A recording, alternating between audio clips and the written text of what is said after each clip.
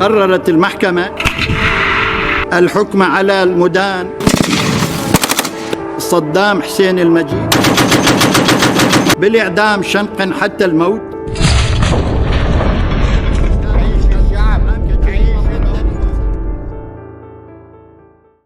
दो पड़ोसी ईरान और इराक, एक और फारसी सभ्यता की गौरवशाली विरासत वाला ईरान और दूसरी ओर मेसोपोटामिया की शान से सीना ताने खड़ा इराक। इन दोनों देशों की सीमा से होकर बहती थी एक नदी शत अल अरब, जिसका साफ पानी असल में सालों पुराने संघर्षों का आईना था।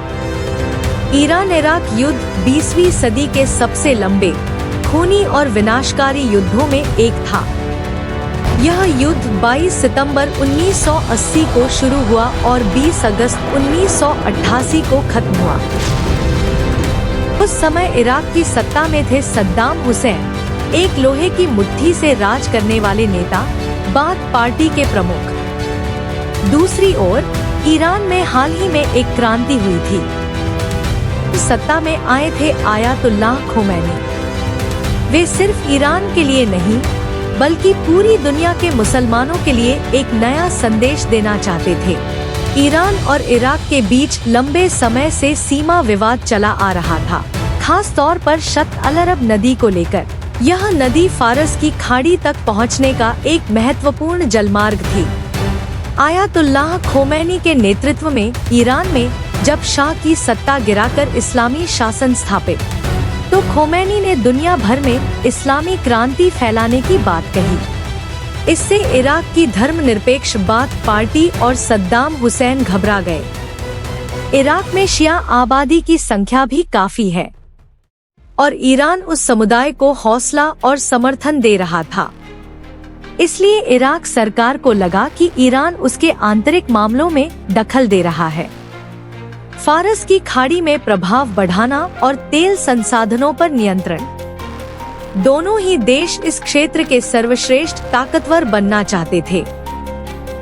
22 सितंबर 1980 को इराक ने अचानक ईरान के हवाई अड्डों और सैन्य ठिकानों पर बमबारी शुरू कर दी और अपनी जमीनी सेना को लेकर सीमा पार कर गया। सद्दाम हुसैन को उम्मीद थी कि ईरान में चल रही राजनीतिक उथल-पुथल का फायदा उठाकर वो यह जंग आसानी से जीत लेंगे, लेकिन हकीकत कुछ और ही थी। इराक ने ईरान के दक्षिणी इलाकों पर कब्जा कर लिया, लेकिन ईरान ने मजबूत प्रतिरोध खड़ा किया और मानवलहर हमला, ह्यूमन वेव अटैक जैसी रणनीति अपनाकर इराकी सेनाओं को पीछे धकेल दिया। 1982 तक ईरान ने अपने अधिकांश कब्जाए गए क्षेत्रों को पुनः हासिल कर लिया। ईरान ने इराक के अंदर घुसपैठ की और बसरा पर कब्जा करने की कोशिश की, लेकिन इराक ने जबरदस्त प्रतिरोध किया और युद्ध एक गतिरोध की स्थिति में पहुंच गया। ईरान ने इस युद्ध को जिहाद का नाम दिया और बड़ी संख्या में स्वयंसेवक लड़ाकों की भर्ती की। युद्ध फारस की खाड़ी तक फैल गया। ईरान और इराक एक दूसरे के तेल टैंकरों को निशाना बनाने लगे। इस चरण को कहा गया टैंकर युद्ध। दोनों पक्षों ने रासायनिक हथियारों का इस्तेमाल किया, लेकिन इराक ने इसका उपयोग विशेष रूप से अधिक किया। सबसे कुख्यात घटना थी हलाबजा नरसंहार 1988, जहां इराक ने कुर्द नागरिकों पर रासायनिक गैस का प्रयोग किया।